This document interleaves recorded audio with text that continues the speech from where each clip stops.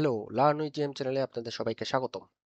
আমাদের C sharp সিরিজের আজকে আমরা দেখব সি শার্পে কোডিং করার সময় বা আপনি যে কোনো ল্যাঙ্গুয়েজে কোডিং করার সময় কিভাবে একটি ক্লিন কোড আর্কিটেকচার বা নেমিং কনভেনশন বা নেমিং রুলস অ্যাপ্লাই করবেন সেটি দেখার জন্য।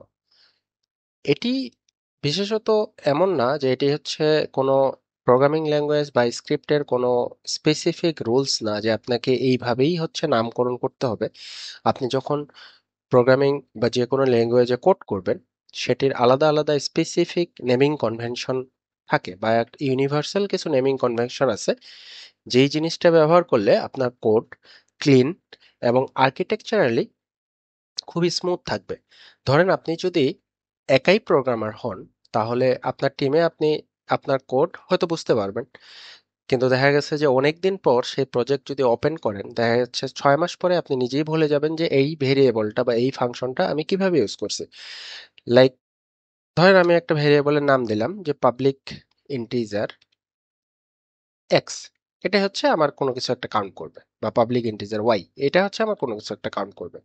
সো স্পেসিফিক এই মোমেন্টে হয়তো আমার মনে থাকবে যে এক্সটাকে আমি ইউজ করতেছি একজনের এইজ হিসেবে, আর ওয়াইটাকে ইউজ করতেছি তার হচ্ছে কোনো কিছু একটা ভ্যালু হিসেবে বা হচ্ছে কোনো কাউন্টার হিসেবে।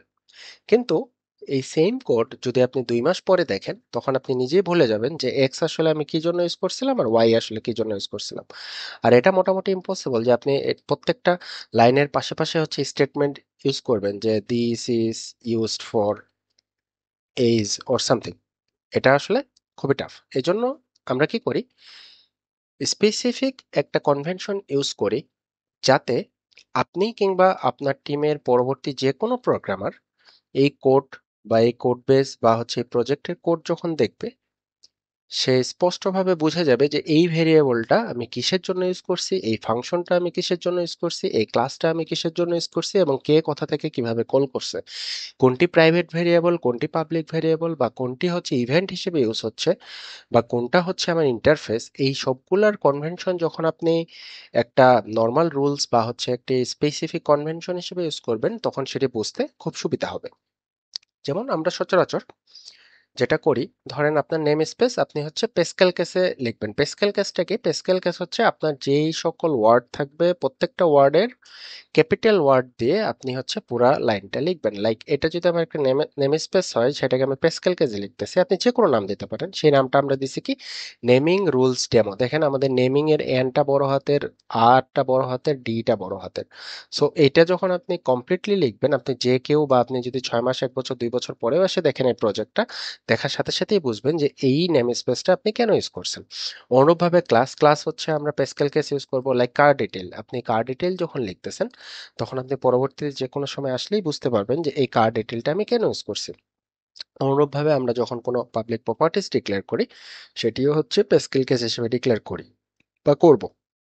প্রাইভেট ফিল্ডের ক্ষেত্রে এটি এক একজন এক একভাবে ইউজ করে। সো সচরাচর আপনি দেখা যায় সামনে আন্ডার স্কোর ইউজ করতে পারেন বা এম আন্ডার স্কোর দিতে পারেন, আপনি যেটা সুবিধা হয়। ক্যামেল কেসটা হচ্ছে এই টাইপের, দেখেন শুরুরটা হবে ছোট হাতের কিন্তু পিছনে আপনার যেগুলা থাকবে সেগুলো হচ্ছে বড় হাতের করে থাকবে। ওকে। অল ক্যাপস ফর কনস্ট্যান্ট, ধরেন আপনার স্ক্রিপ্টের মধ্যে কোনো একটা ভ্যালু আছে যেটা হচ্ছে কনস্ট্যান্ট, লাইক হচ্ছে ম্যাক্স স্পিড। আপনি যদি হচ্ছে কোনো গাড়ির একটা ম্যাক্সিমাম স্পিড ডিফাইন করেন, ধরেন আপনি যে কোনো মডেলের একটা গাড়ি, সেই গাড়ির ম্যাক্সিমাম স্পিড এটা কিন্তু অলওয়েজ ফিক্স থাকে। সো এই টাইপের কনস্ট্যান্ট ভেরিয়েবলের জন্য বা হচ্ছে পাই, আপনি পাই এর ভ্যালু যদি এখানে ডিক্লেয়ার করেন লাইক হচ্ছে পাবলিক কনস্ট্যান্ট মোট পাই। সো পাই এর ভ্যালু যখন ডিক্লেয়ার করবে আমরা কিন্তু জানি যে পাই এর ভ্যালু হচ্ছে 3.14 সামথিং, এরকম একটা লম্বা ভ্যালু, এটা কিন্তু কনস্ট্যান্ট, এটা কখনো চেঞ্জ হয় না। সো এইসব ক্ষেত্রে দেখা যায় আমরা হচ্ছে অল ক্যাপিটাল ইউজ করি। ওকে। স্ট্যাটিক রিড অনলি ফিল্ডস, এটার ক্ষেত্রে আমরা ম্যাক্সিমাম ক্ষেত্রে প্যাসকেল কেস ইউজ করি। কনস্ট্রাক্টরের জন্য হচ্ছে আমরা প্যাসকেল কেস ইউজ করি। মেথডস এর জন্য আমরা প্যাসকেল কেস ইউজ করি।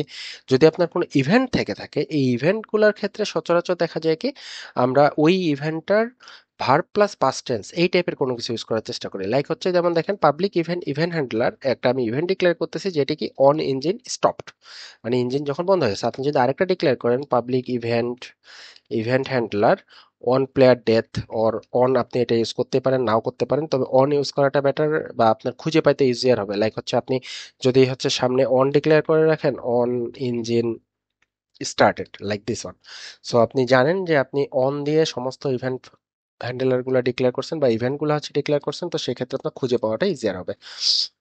অনুভাবে মেথডের ক্ষেত্রে আমরা প্যাসকেল কেস ইউজ করি ইন্টারফেসের জন্য। যদি কখনো আপনি হচ্ছে ইন্টারফেস ইউজ করেন, তো সচরাচর আমরা দেখা যায় সামনে আই ডিক্লেয়ার করে রাখি, লাইক আই ভেহিকেল, বা আপনি যদি কারের ক্ষেত্রে করেন আই কার।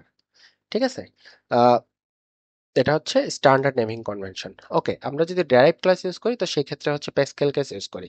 তো এটা এমন না যে এটা হচ্ছে ইউনিভার্সাল রুল, আপনাকে এটা ইউজ করতেই হবে এমন কিছু না, কিন্তু এটা সুবিধাগুলো কি কি এটা আমরা শুরুতেই ডিসকাস করছি। সো এইসব সুবিধার জন্য সচরাচর হচ্ছে এই সকল নেমিং কনভেনশন ইউজ করে যদি আপনি একটা ক্লিন কোড আর্কিটেকচার বা একটা স্ট্যান্ডার্ড প্রজেক্ট স্ট্রাকচার মেনটেন করতে চান, তো সেই ক্ষেত্রে আপনার এই সকল রুলস বা হচ্ছে এই সকল কনভেনশন মেনটেন করে কোড করলে পরবর্তীতে আপনার জন্য প্লাস আপনার টিমের যে কোনো প্রোগ্রামারের জন্য এই জিনিসগুলা বুঝে ওঠা বা আপনার কোড রিড করাটা ইজিয়ার হবে। যেমন আমাদের স্ট্যান্ডার্ড কোডিং কনভেনশনে যেটা থাকে যে কোড রিডেবিলিটি, তার মানে হচ্ছে আপনার কোড রিডেবল থাকতে হবে। আমি যদি এখানে কোনো public variable X Y Z এইসব নামে দিই, তাহলে কিন্তু সেটার কোড রিডেবিলিটিটা হারায় ফেলে। সো আমাদের কোড স্ট্যান্ডার্ড মেনটেন করার জন্য, কোড রিডেবিলিটি মেনটেন করার জন্য আমাদের এই নেমিং কনভেনশনগুলা কোডিং এর সময় মেনটেন করে রাখা উচিত। এই সম্পর্কে একটা খুব সুন্দর একটা বই অনলাইনে পাওয়া যায়, আপনারা চাইলে হচ্ছে এই বইটা অনলাইন থেকে ডাউনলোড করেও পড়তে পারেন বা অ্যামাজন থেকেও কিনতেও পারেন। অনলাইনে হচ্ছে এটা অনেক ভেরিয়েবল কপি পাওয়া যায়। সেটা হচ্ছে ক্লিন করা architecture, A handbook of agile software ক্রাফটম্যানশিপ। So এই বইটা আপনারা দেখতে পারেন। এই বইয়ের মধ্যে হচ্ছে নেমিং কনভেনশন বা কিভাবে একটা ক্লিন করা আর্কিটেকচারের কোড বা প্রজেক্ট কিরকম হয় এই সমস্ত কিছু আপনারা এখানে জানতে পারবেন। এই বইটা চাইলে হচ্ছে দেখে নিতে পারেন। সো এই হচ্ছে আজকের মতো ভিডিও, দেখা হবে পরবর্তী কোনো ভিডিওতে। ভালো থাকবেন।